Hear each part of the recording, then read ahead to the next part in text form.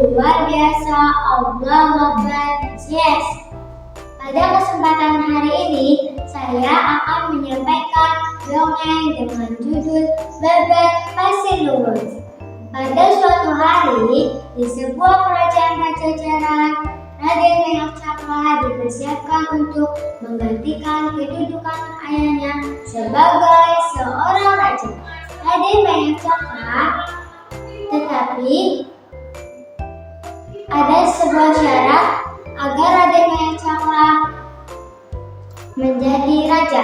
Syaratnya adalah Raden Mayakcakra harus memiliki istri terlebih dahulu. Akhirnya, Raden Mayakcakra pergi mengembara untuk mencari pendamping hidupnya.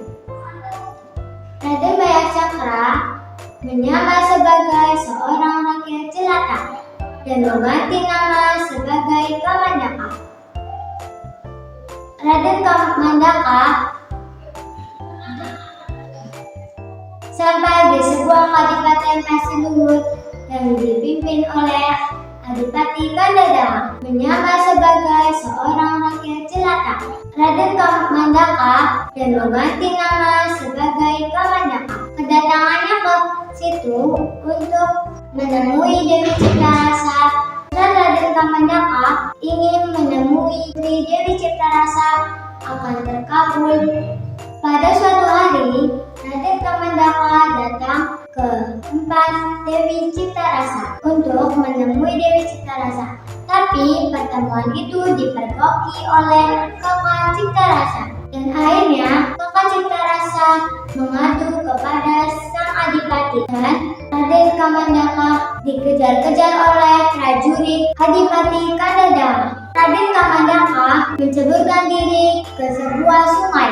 Di dalam dua sungai itu, Raden Kamandaka bersembunyi. Setelah beberapa waktu, para prajurit melempari batu ke tempat Raden Kamandaka menceburkan diri. Tetapi tidak ada tanda-tanda apapun.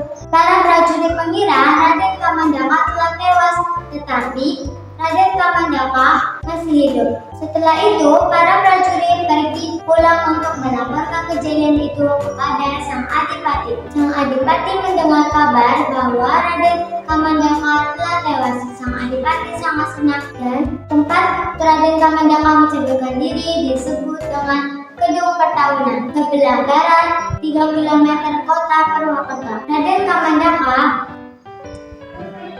tempat menceburkan diri Raden Kamandaka disebut dengan Kedung Pertahunan, sebelah Sungai Logawa. Sungai itu disebut dengan Surup Lawin, yaitu pertemuan antara Sungai Logawa dengan Sungai Serayu. Sampailah Raden Kamandaka di sebuah rumah seorang janda, yaitu Nyi Kartisira, yang pekerjaannya menjual pisang. Raden Kamandaka tinggal di situ dan mengganti nama menjadi Sisulam. Sisulam penggambarannya adalah mengadu ayam jantan. Ayam jantannya Sisulam adalah bernama Mersi. Waktu dulu, kurung ayam itu disebut pengobatan.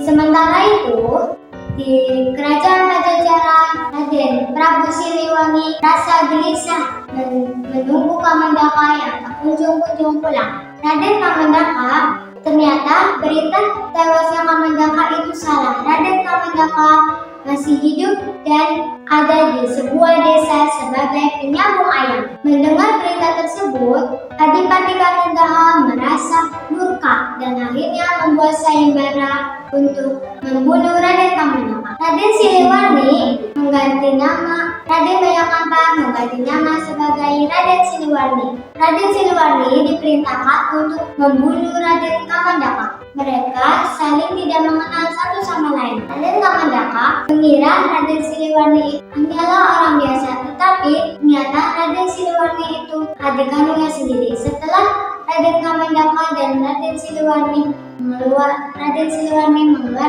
keris Bojang Pamungkas, Raden Kamandaka menjadi mengerti bahwa Raden Siliwangi adalah adik kandungnya sendiri.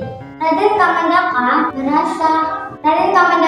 Raden Siliwangi pulang ke kerajaan Pajajaran. Akhirnya berita tewasnya Raden Kamandaka telah Ki Reksadjaya diperintahkan untuk membunuh seekor anjing dan guna untuk mengambil darah dan mengambil hatinya. Raden Kamandaka Raden Adipati Kandaha mengira Raden Kamandaka telah tewas. Berita tewas Raden Kamandaka terdengar ke seluruh pelosok. Raden Kamandaka akhirnya tewas dan Adipati Kandaha merasa senang. Tetapi sebaliknya Dewi Cintarasa merasa sedih dan ragu karena selang beberapa waktu Raden Kamandaka diantar ke istana oleh Ki Reksamata.